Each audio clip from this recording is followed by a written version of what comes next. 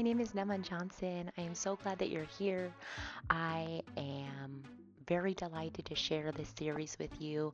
It is called To My Tiny Typhoons, and it's really a digital catalog of different life lessons that I have been recording and storing away for my teenage daughters. I have two incredible powerhouse teenage daughters, and I've been thinking about this since they were born. What are the lessons that I want to make sure that they have as they're growing up? I originally was going to compile everything into a book for them, but I decided that I wanted to actually create a digital catalog, and this, you are watching it. And so thank you so much for spending your time with me and using your time, your precious time, to listen to the things that I have to say to my daughters. Everything is going to be framed in addressing this to my tiny typhoons, my lovies, my girls, my babies. And I really do hope that you are encouraged and possibly challenged with what I have to share with them. I hope that you interpreted that maybe this could be for you too. And so I'm so glad that you're here. I'm so honored that you're here. I hope that you will engage, that you will subscribe, you will like, because honestly, your girl is trying to create another stream of income. So hit subscribe, like, engage, comment. I would love to connect with you via this YouTube channel, and I hope you have the most wonderful day. After you watch this, I hope you go into the world and make it a significantly better place. Thank you. Bye. Hi, my lovies. Hi, my tiny typhoons. This is a video that probably the last one I'm going to record today for this series to my tiny typhoons.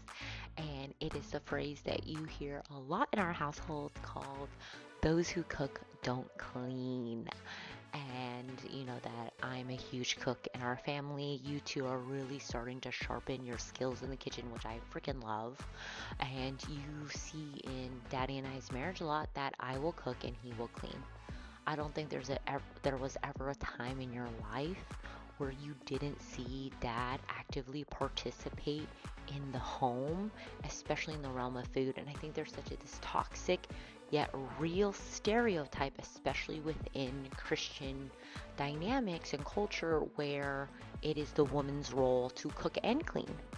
It is her duty. It is her domain. It is what she has to do. How dare she consider that her husband partake in the cleaning of the home? And I just, how do I say this? I just think it's so stupid. You have never seen a dynamic in our home where I cooked and also had to clean. That if I was cooking, daddy was cleaning. If daddy was cooking, I was cleaning. But realistically, I like to cook more than dad does. And so it is only, a part of every single one of us are a part of our household and has ownership in running our home. That if I am passionate and love and enjoy cooking, then yeah, dad is gonna be cleaning up after it because he didn't cook. Daddy is an incredible baker, but y'all, you too did not grow up in a home where you were ever taught that women needed to be the cooks and the cleaners. And so I really came up with this phrase, those who cook don't clean, really to help you to understand that in a household, we all take ownership and we all participate in the running of the home. That, you know, as you're growing up, I'm selecting meals and opportunities for each of you to be my sous chef, and you are the person cooking with me. And in meals like that, after we have dinner, you and I are not cleaning. We get to finish our dinner, get up, push in our chair. That's such an important key that I am trying to teach you, and we are getting there. But we push in our chair and we get to go sit in the living room and drink tea or hot water and chill and rest while the other two people in the home clean up after us, do dishes, clear the table, wipe the counter, and everything like that. So, those who cook don't clean is really born from a place of ownership and teaching you too that to make a home successfully run, it's so important that each person has has a commitment to the running of the home, recognizing that those who cook don't clean, that why would one person be responsible for all of it when everyone gets to enjoy the outcome. And I honestly think that's why I like to cook so much. It's because I don't have to clean. That I can spend 3 days making pho, knowing that daddy will happily own the dishes. So I can just cook and prepare and have it ready for us to enjoy. I know without a shadow of a doubt that I freaking love cooking because I don't have to clean. And everybody in our home gets to enjoy the byproduct, the end result of the fact that I love to cook because I don't have to clean. And you like to cook because I know you girls, when you get to be my sous chef, you love it when you don't have to clean. You joyfully get up, push in your chair ideally, and come sit in the living room with me to drink tea or hot cup of water while the other people clean. And so the phrase, those who cook don't clean, is not just about eat meals. It is not just about cooking and cleaning. It's this larger invitation for you, and what we're trying to teach you as your parents is ownership. Ownership in the home. And I am so grateful that you are growing up and you will leave our home with this incredible standard of marriage and partnership, that not everything in the home is on your shoulders, that your partner, your husband, is also going to be someone who is an owner of the home as well. Is going to, like, you are being raised with such an incredible standard. The bar is not on the ground, girls. The bar is high because your dad and I has set it so freaking high that those who cook don't clean. That we do not divide ownership of different chores in our home based on gender. I don't do all the laundry. Dad does a lot of the laundry, and I will fold the laundry because I don't hate folding, but I forget to do laundry, like everyone's household laundry.